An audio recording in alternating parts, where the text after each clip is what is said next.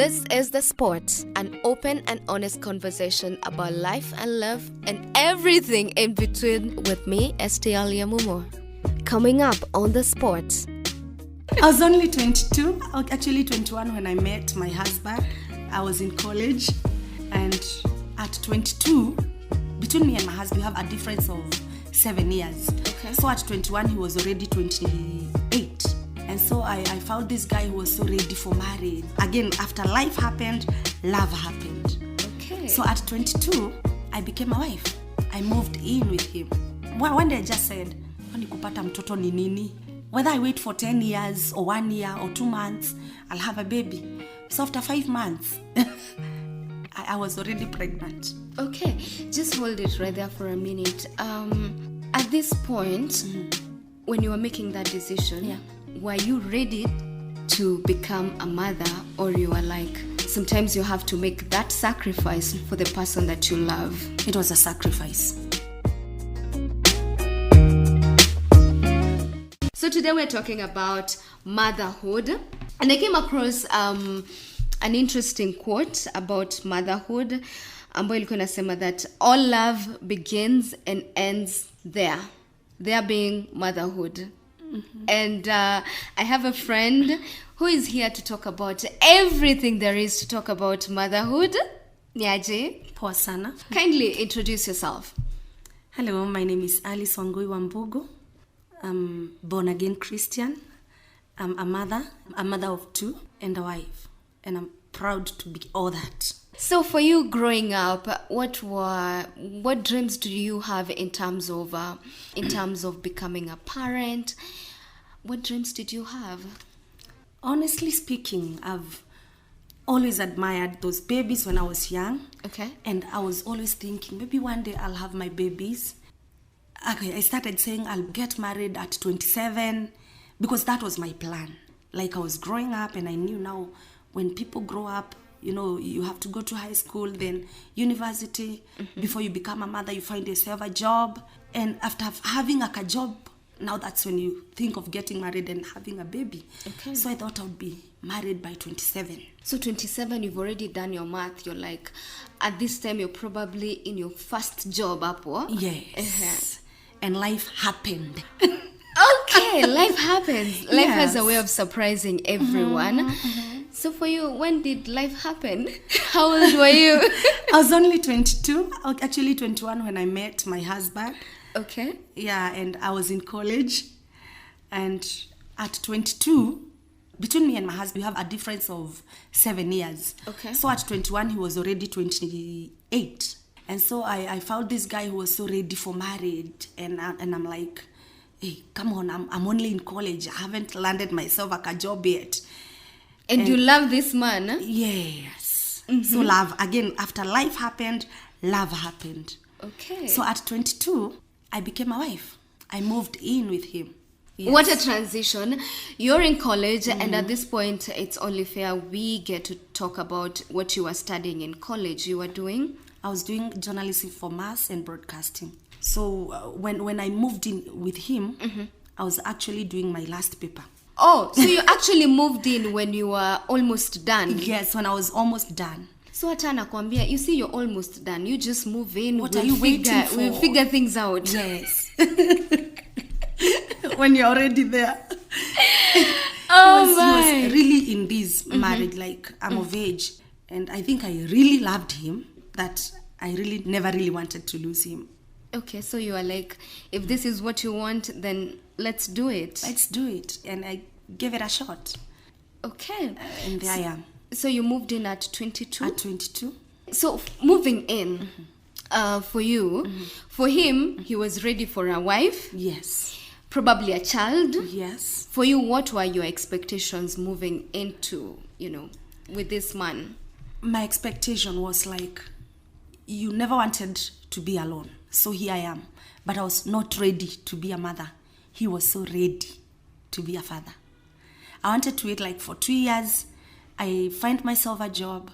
And again, there is this thing of proving to others, because my family didn't take it so well that I got married so fast, because they expected me, maybe I would have landed myself a job. And so they all thought that I was expecting a baby. By the time you were moving By the time I was moving in. So they gave me months, and I really, really wanted to prove to them that I was not pregnant when I was getting married, like moving in with him. And so him was like, I want a baby now. I want to be a father. All my age mates are daddies. Their kids are in school. So what am I waiting for?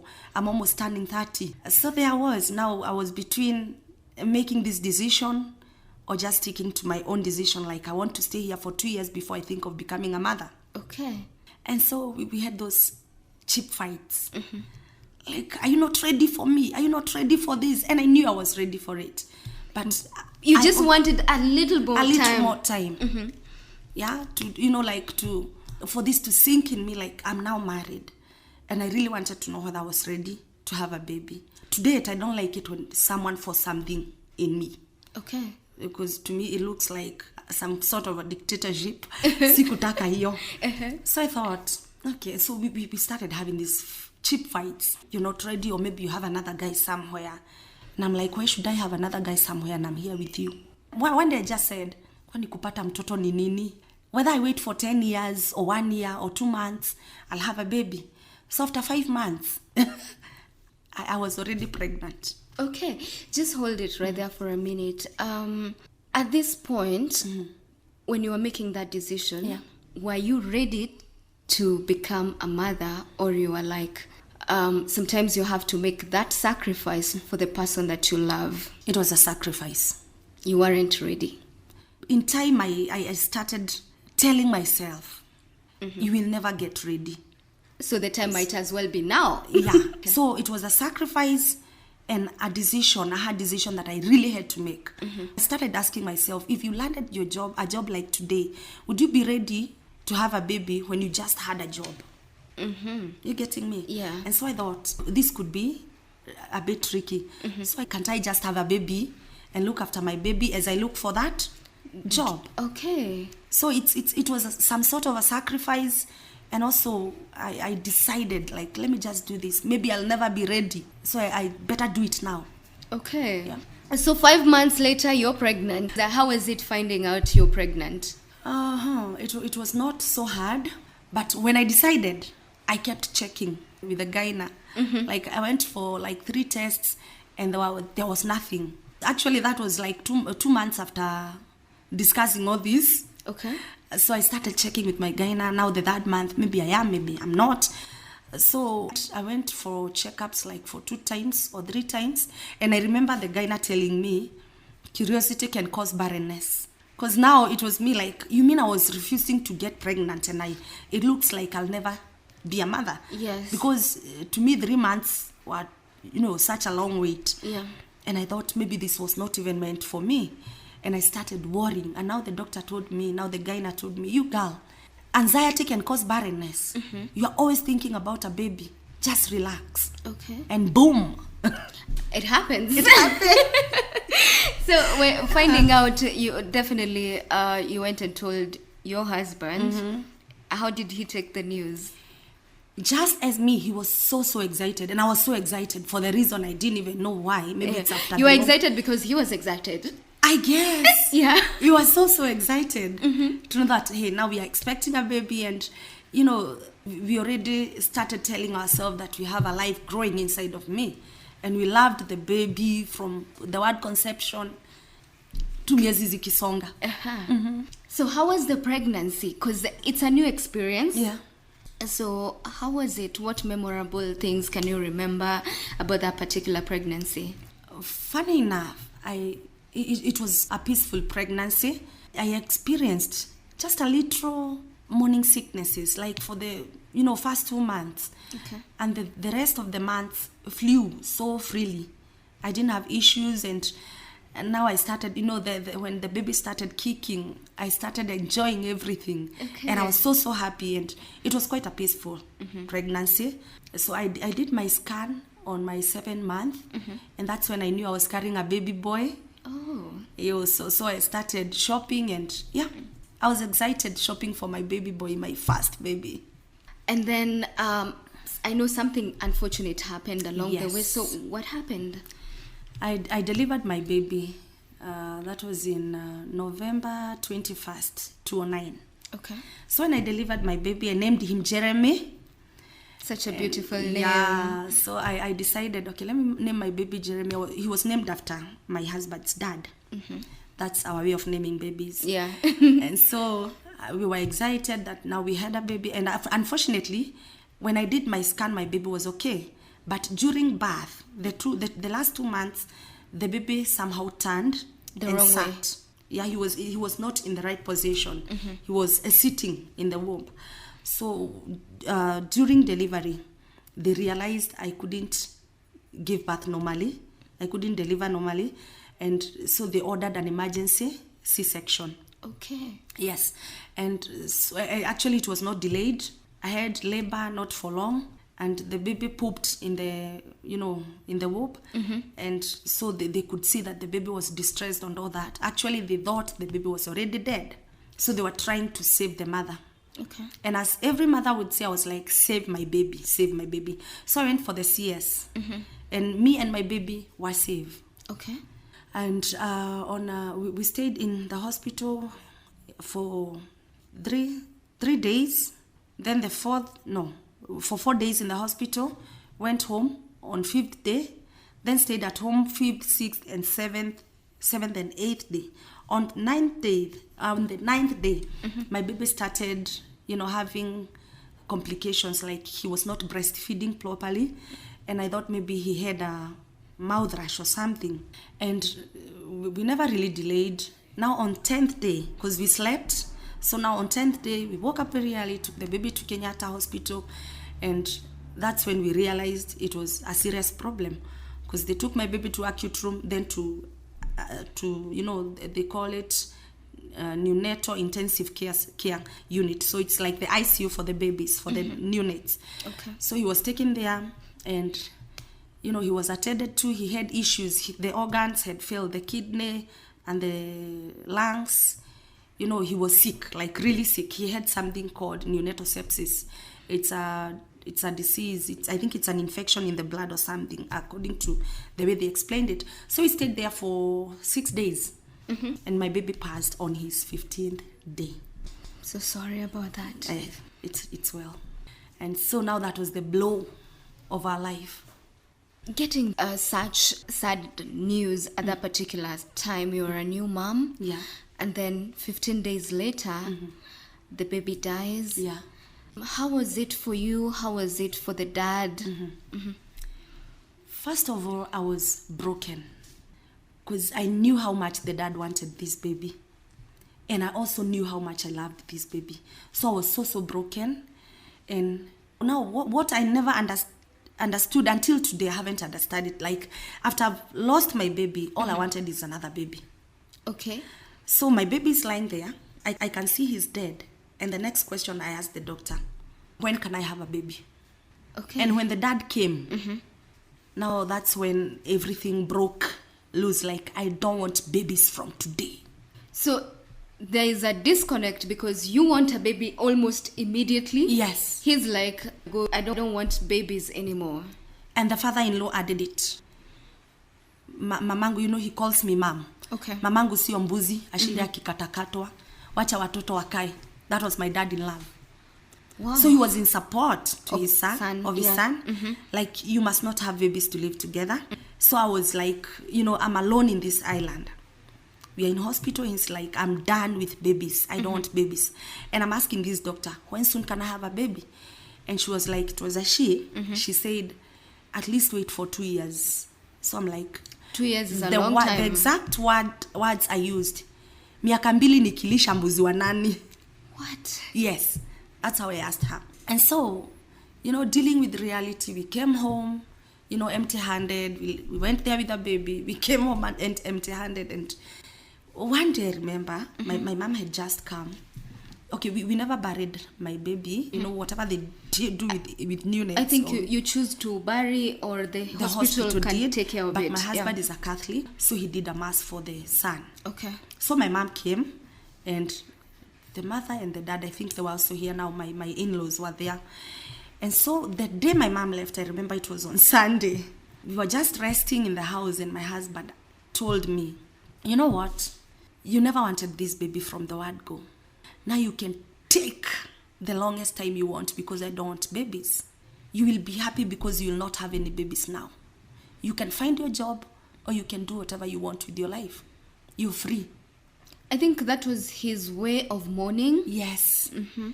And I really wanted him. Now, we fought actually. We separated for 5 days because I really wanted him to understand. If I didn't want this baby, I could have stopped it. Yeah. You know. Yeah.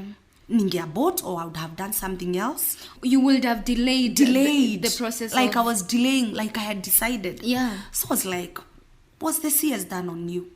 Do you bear the scar? Why do you think I'm not mourning just like you're mourning? And we started fighting. We could not understand each other. There was no peace in that house because everybody was depressed. And you know, maybe best thing with him, he could drink. I was not drinking and I don't drink. And so he could drink and, you know, his way of forgetting the situation. Yeah. But I would cry alone in that house. I would cry. You know, and funny enough, the plot I was living, we were 7 of us who are carrying babies, pregnant. And all of them had their babies. So I would see them and I'm like, God, why me? Others are, you know, are on their third child, others on their second child. Like, why did you just choose me? I had so many questions to God. But as time, you know, went by, I started coming to terms. Actually, we separated for 5 days, as I was telling you. Who moved out? I moved out. Like, we were fighting. And he was like, you know, sometimes you drink, go to the, you know, den of thugs. Yeah. Na nawachokoza, mko wapi mniue, nataka kukufa, hata mtoto wangu alikufa. So you'd come home beaten, you know, bleeding. And I was like, come on, I'm only 23. I'm not ready to be, you know, a widow this young, and I just lost a baby. I moved out. Okay. And I needed my peace. So I only had peace for 5 days. And, you know, I thought, I'm not mourning alone. Let me just go and see whether this can work out. Yes. Wow. So when you went back, what happened? He received me. He had missed me. And he knew that he had hurt me. Okay. So he never really, you know, we talked. Actually, we never involved anybody. You know, I went somewhere and not even my sister knew where to date. He doesn't know where I was. All I needed was peace. So my sisters, I didn't even tell them where I was. And they were always looking for me. I went put my phone on silent. So when I came back, we solved it alone. I told him, you know what? It was our baby. It's our life. It's our marriage. If we start involving people today, for how long shall we involve them? Can we solve this together? And it was all about mutual understanding. Like, you're a father, I'm the mother. We lost this baby. It's not our fault. And that's how we carried on. Okay. But he still didn't want babies. And you still wanted a baby now. Yeah. So after that particular incident, how long did it take for you to conceive? I only took 10 months instead of 2 years. The doctor dictated. So it took me 10 months. And, you know, at the end of the day, we are the ones who carry babies, not our husbands. Yes. And so whether he wanted it or not, I still conceived. So there I was, and I was in my second pregnancy. But now the problem was dealing with the fear of unknown. He was so afraid, like, you know, wewe ndio umejitafutia hii kitu mimi sikutaka. And I was like, the first incident must not repeat itself. And so being a Christian, I kept, you know, speaking life. Even when that baby was in my womb, I was like, you shall live, you shall not die. And so I kept my faith so high that deep down I knew my baby will not die. But he was always afraid. Okay. So it was also a very peaceful, you know, it's normal to have those, you know, weaknesses of a expectant mother. But I won't say it was so bad. It was just like any other pregnancy. But now because I didn't even wait, I knew it was another CS. Okay. So 9 months later, I did my CS. And coincidentally, it was done on 21st, but not on September, but it was now in June. So now Ryan, he was born in June 21st, 2011. Okay. So that's how I had my baby. And now this was the trick. Even though I had faith, the fear was still knocking. So you were there counting days. Count at least 9 days. 9 Because the days. other one got sick at 9 days. Okay. So now after I had Ryan, I was like, wacha tu. Akifikisha siku 9 nitajua mtoto wangu ataishi.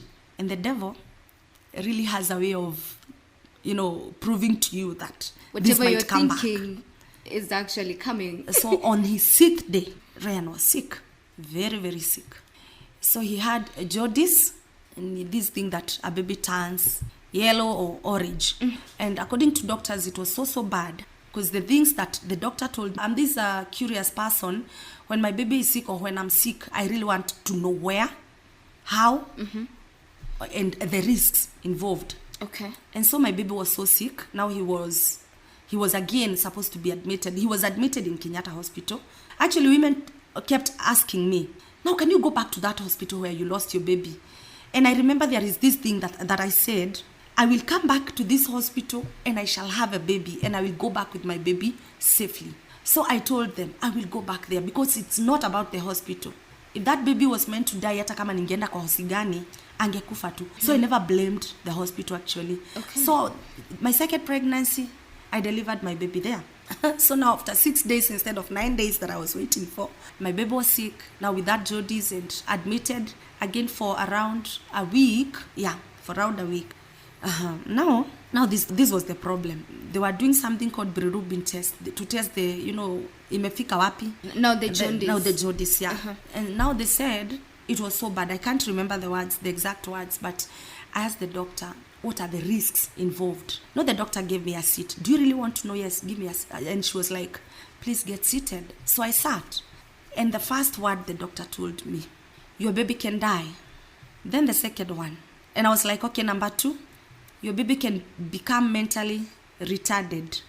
Okay. And I was like, and number 3, your baby can become a cabbage. And I was like, is there a number 4? Akaniambia, we can try and save your child by emptying all his blood, and then we can give another blood. And, there are those things that only mothers can do, and doctors think they are mad. Because for once, they thought I was mad. Because I told the doctor, okay, now sit. Now it's my time for you to listen. Now listen to me. I lost my first child, and if that was a sacrifice, it's an enough sacrifice. No more sacrifices. 2, I come from a family and madness does not run in our family. I shall not be the first one. My baby will not be mentally retarded. And I told her, 3, I never gave birth to any cabbage. My baby is okay. Now number 4, the same blood that runs through my baby's vein will remain. No more blood shall be added or removed. Are we clear? And the doctor was like, okay, you asked for it. And I'm like, yes, and I'm telling you. Because I know my God. Doctors treat, but my God heals. Now go do your work, and I will let God do his. That is what in the Bible is described as faith of a mustard seed. Oh, yes. Yeah. It's all I had. And so, when the doctor thought I was mad because I did something so crazy, I don't know whether, maybe it was crazy, but to me it wasn't crazy. I told my sister, I have a sister, she's a pastor. Okay. The doctors may not understand why you're doing this, but because of where I was coming from, Yeah. I could have done anything to save my baby. I told my sister about, the cabbage thing and mentally retarded and death and blood. And she was like, you know what, my sister, God does not allow the death of infants. She told me Isaiah 56, she gave me that scripture, Isaiah 56 verse 20. And so I read, instead of reading, actually I never even read because I didn't have a smartphone, I didn't have a Bible. And I asked my sister, what does it say that infants should not die? And you know what I did? Because I could not read the Bible, I took the doctor's pen from her pocket, from that, that white coat. That white coat, yes. Yeah. Uh-huh. I took the pen and I only realized it was red after writing it on the stomach of my baby. Like I scrolled. Yeah. Isaiah 56 verse 20. So every doctor thought Mama Ryan is mad. She has lost it completely. We should really be careful. She can do anything. And I was like, I'm not mad. So that day, they did the bilirubin test and my baby was so bad. I think he was supposed to go to theater or something. I don't know. But something was supposed to happen. And now, every time they saw the Isaiah, I think they were going home and they were reading the scripture. Yeah. So tomorrow, one doctor came and she told me, your baby has to repeat the bilirubin test. And so we took the test to, Kenyatta Hospital. Their lab brought a different test, which I didn't know the kind of test that came out. That was different from yesterday. And I think it was such a big difference. And so they thought, let us repeat this test to Nairobi Hospital. And we went and gave the test to Nairobi Hospital. The tests were the same. My baby was okay. Wow. Yes. And that's why they were repeating, because it was such a big difference from yesterday's test. Okay. See? Yeah. And so they decided to repeat it just to be sure. And so one doctor said, Mama Ryan, keep the faith. And I told them, I thought you guys said I'm mad. So you read. Because I knew I could not read. I knew I didn't have the Bible. Yeah. I knew I didn't have a smartphone. But I knew somebody will read it. Yeah. And will know what I mean. So that was just about that. On the 12th day, on 11th day, I was supposed to be transferred from, when a baby has jaundice, they are put in a machine, I think it's a photo, something, with a blue light, and it's quite hot. The disease now. It's the only treatment, I guess. So he was removed now from the machine, and they were supposed to transfer me to a ward. Now on the 11th day, I was down with a chicken pox. For you now? Now me. Okay. I had not gotten it as a baby. So the devil waited for this moment when I was so happy. I was down with chicken pox. Okay. And now the doctors were like, she has to be separated from the baby. Because now you might infect your baby. And others. And others. Now okay. I was a threat. And so I don't know who made me the doctor that day, because I asked them, what is the incubation period for chicken pox? They said 7 days. And I'm like, so, and it's only coming out today. And my baby is 11 days. Are you being practical? No one is separating me from my baby. You can isolate me with my baby, but I'm not leaving my baby. Because the plan was, I leave my baby, and they will feed the baby with the formula, or someone else will come and be with my baby. And I told them, the same God who healed them from jaundice, He will do the He same. will make sure my baby will not catch chicken pox. And you're not isolating me from Him. Isolate me with Him. And that's what they did. I was taken in a room alone with my baby, with my baby, with my baby,